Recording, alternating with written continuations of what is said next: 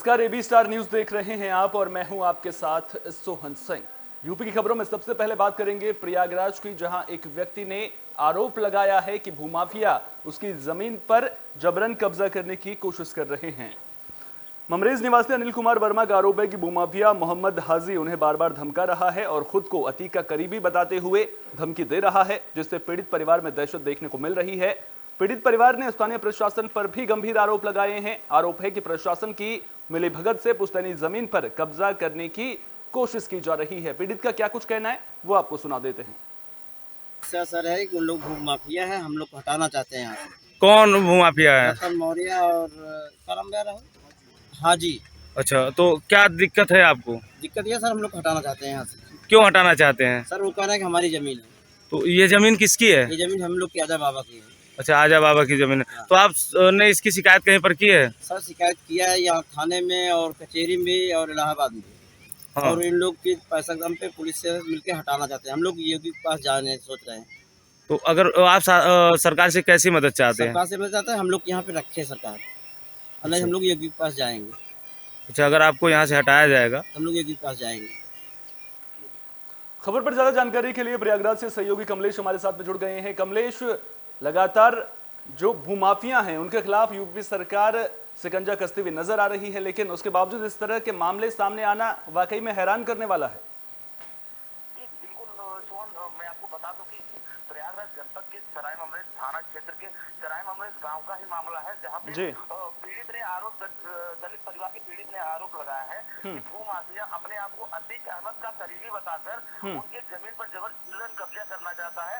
इसको लेकर उन्होंने कई बार कोशिश की, लेकिन जो गांव के लोग हैं उनके द्वारा इनकी इस कोशिश को विफल कर दिया गया। लेकिन पीड़ित ने यह भी बताया है कि अब वो प्रशासन के जरिए उसकी जमीन पर कब्जा करना चाहता है, जबकि पीड़ित ने लगातार इसकी शिकायत जो संबंधित अधिकारी है उनसे की है। और पीड़ित ने बताया है कि जो जमीन है इसका वाद भी दाखिल है एसडीएम हंडिया के समक्ष, और कचहरी इलाहाबाद में भी इसका वाद दाखिल है।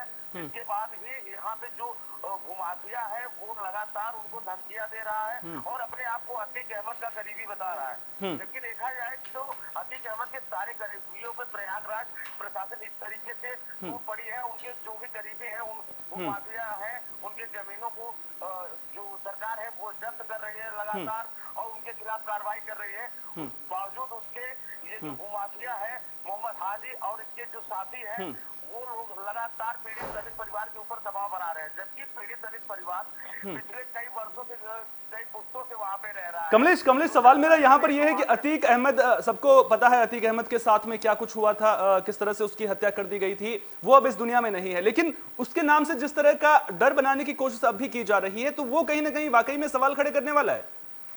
जी बिल्कुल, सवाल खड़े करने वाला सबसे बड़ी बात यह है कि उस व्यक्ति ने धमकियों में साफ तौर पे यह भी डाला कि मैं अतीक अहमद का करीबी हूँ, उनका पड़ोसी हूँ। और जो पीड़ित ने आरोप लगाया है, पीड़ित ने अपने बयान में कहा भी है कि उन्होंने साफ तौर पे कहा था कि एक सुअर चराने वाले को मेरे लड़के ने सरेआम गोली मार दी थी, अगर तुम लोग ऐसा करोगे तो तुमको भी गोली मार दिया जाए। तो कहीं न कहीं ये प्रशासन के ऊपर सवालिया निशान खड़ा होता है। जी, प्रशासन के ऊपर कहीं ना कहीं सवालिया निशान खड़े हो रहे हैं, और जिस तरह से प्रशासन पर आरोप लग रहे हैं कि प्रशासन की भी मिलीभगत चल रही है, ऐसे में तो कहीं ना कहीं सवाल जरूर खड़े हो रहे हैं। और क्या प्रशासन की ओर से पूरे मामले को लेकर के कोई बयान सामने आया है, क्या कोई सफाई दी गई है आरोपों को लेकर के? इस प्रकरण को लेकर हम लोगों ने जब उप जिलाधिकारी हंडिया से बात करने की कोशिश की, तो उप जिलाधिकारी हंडिया ने साफ तौर पे कह दिया कि इस वक्त मैं आपसे मुलाकात नहीं कर सकता, आपसे मिल नहीं सकता, मैं बाहर हूँ। क्योंकि हम लोग इस प्रकरण में अगर एसडीएम हंडिया से सवालात करते तो कहीं न कहीं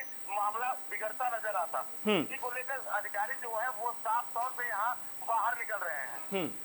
जी बिल्कुल, आप पूरे मामले पर नजर लगातार वहां पर बनाए रखिए और प्रशासनिक अधिकारियों से बात करने की कोशिश कीजिए। उसके बाद ही कहीं ना कहीं यह साफ हो पाएगा कि आखिर जिस तरह के आरोप प्रशासन पर लगाए गए हैं उनमें कितनी सच्चाई है। बहुत बहुत शुक्रिया कमलेश, तमाम जानकारी को हम तक साझा करने के लिए। ये थे हमारे सहयोगी कमलेश जो पूरी खबर पर जानकारी दे रहे थे। तो प्रयागराज में बदमाशों के हौसले बुलंद नजर आ रहे हैं। भूमाफिया ने जमीन पर जबरन कब्जा करने की कोशिश की है, और हैरान करने वाली बात यह है कि जब जमीन पर कब्जा करने की कोशिश की गई तो धमकी अतीक अहमद के नाम से दी गई है।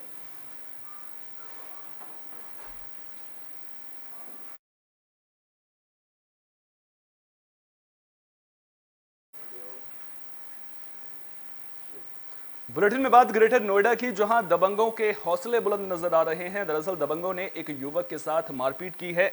मारपीट का वीडियो सोशल मीडिया पर वायरल हो रहा है।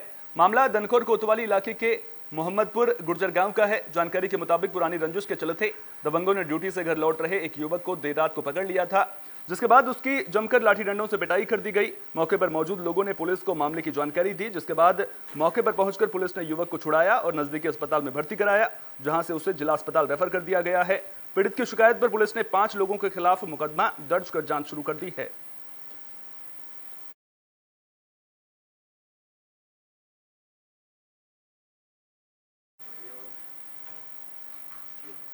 औरैया में एक दुल्हन बारात का इंतजार करती रह गई, लेकिन बारात नहीं पहुंची, जिसके बाद अब दुल्हन का परिवार थाने पहुंच गया है। दरअसल दहेज की डिमांड पूरी ना होने के चलते लड़के वालों ने शादी ही कैंसिल कर दी। मामला कोतवाली इलाके के जनेतपुर गांव का है, जहां इटावा से बारात आनी थी। बारात न आने के बाद लड़की वालों ने पुलिस से मामले की शिकायत की है। देखना दिलचस्प होगा कि पुलिस इस मामले में कब तक कार्रवाई करती है।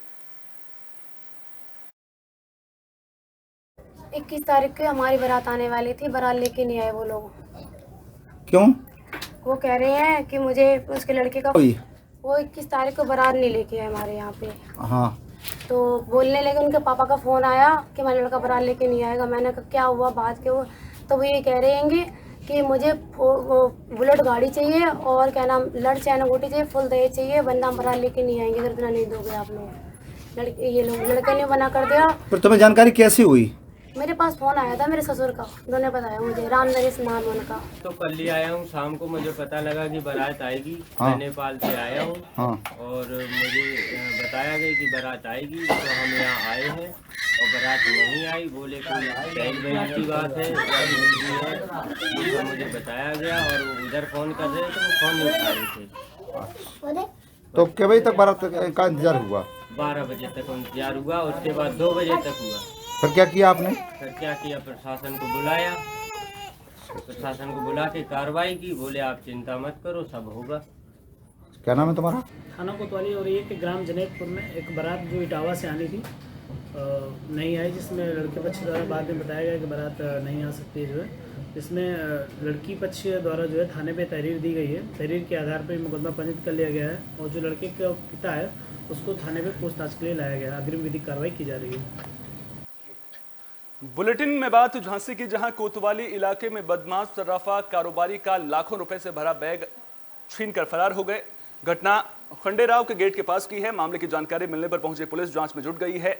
जानकारी के मुताबिक एमपी के ग्वालियर जिले के कंपू के रहने वाले नरेंद्र मल्होत्रा सर्राफा का माल गलाने के लिए झांसी आए थे।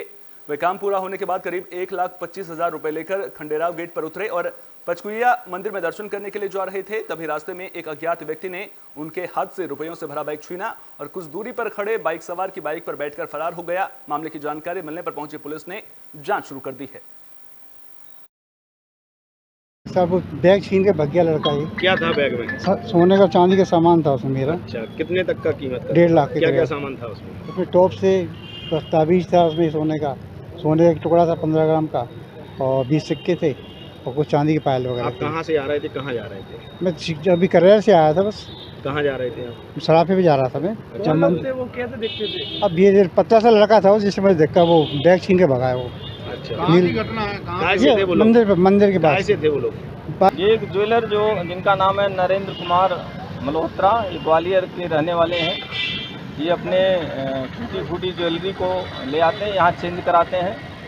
ये बस से आज इलाइट चौराहे पर उतरे थे। इलाइट चौराहे से ऑटो से ज्वेलर्स के यहाँ जा रहे थे, जहाँ पे ये ज्वेलरी चेंज करते हैं। और खंडेराव गेट पर उतरे थे ऑटो से और पैदल ही ज्वेलर्स की दुकान की तरफ जा रहे थे। इसी बीच पीछे से एक लड़का आया और उनका बैग।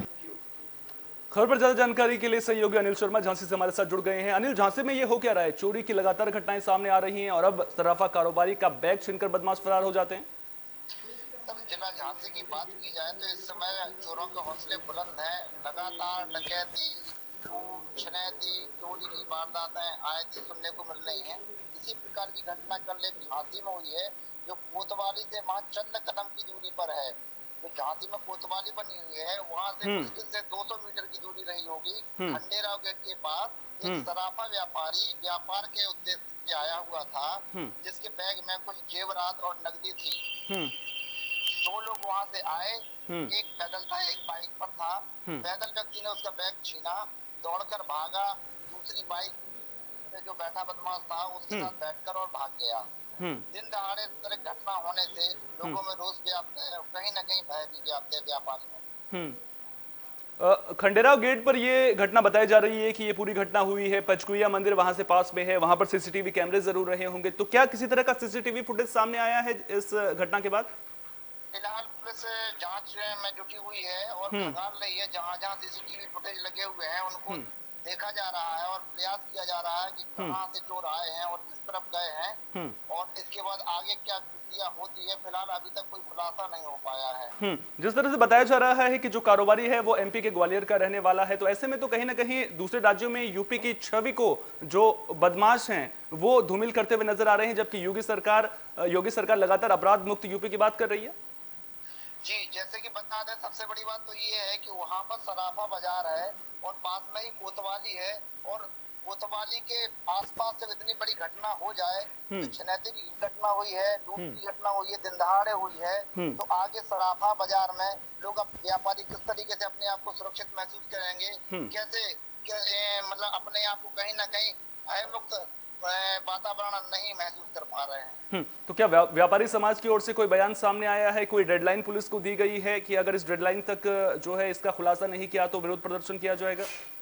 फिलहाल ऐसा कोई नहीं है, लेकिन हाँ व्यापारियों का ये है कि अगर जल्दी जल्दी खुलासा नहीं किया गया तो व्यापारियों में जो भय व्याप्त है वो आगे और घटना को अंजाम न दिया जा सके, इसलिए खुलासा होना बहुत आवश्यक है। बहुत बहुत शुक्रिया अनिल, तमाम जानकारी को हम तक साझा करने के लिए। ये थे हमारे सहयोगी अनिल जो पूरी खबर पर हमें जानकारी दे रहे थे। तो कहीं ना कहीं झांसी में बदमाशों के हौसले बुलंद नजर आ रहे हैं। एमपी के ग्वालियर से कारोबारी पहुंचता है जिसके साथ छिनतई की वारदात को अंजाम दिया जाता है। उसका 1,25,000 रुपए के नोटों से भरा बैग छीनकर बदमाश फरार हो जाते हैं।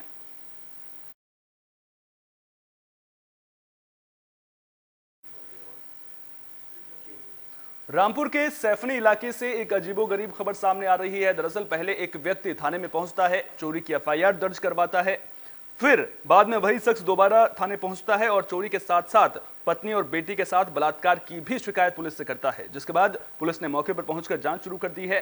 प्रथम दृष्टया घटना संदिग्ध लग रही है। पुलिस ने जांच के बाद कार्रवाई का आश्वासन दिया है। ये बिलारी रोड पे शाह मोहम्मद जी रहते हैं। उन्होंने सूचना दिया कि उनके यहाँ कुछ चोर आ गए हैं और उनका हाथ वहाँ बांध दिए हैं। उनका मोबाइल सैमसंग का और 5,000 रुपये ले गए हैं। पहले ये उन्होंने सूचना दिया, इस पर पुलिस गई और जांच पड़ताल किया और क्या कहते हैं कि उनकी एफआईआर भी लिखी। बाद में उन्होंने बताया कि हमारी पत्नी से बलात्कार भी हुआ, हमारी बेटी भी थोड़ी देर से बलात्कार हुआ। तो घटना का नेचर थोड़ा सा बदला, गंभीरता बढ़ी। मेरे को भी सूचना मिली कि तो बड़ी बात हो गई, अगर बलात्कार की बात है तो हम लोग भी आए, हम भी मौके पे गए। यूपी की खबरों में फिलहाल के लिए इतना ही। देश दुनिया की तमाम अहम खबरों के लिए बने रहिए ABC स्टार न्यूज के साथ। फिलहाल दीजिए इजाजत, नमस्कार।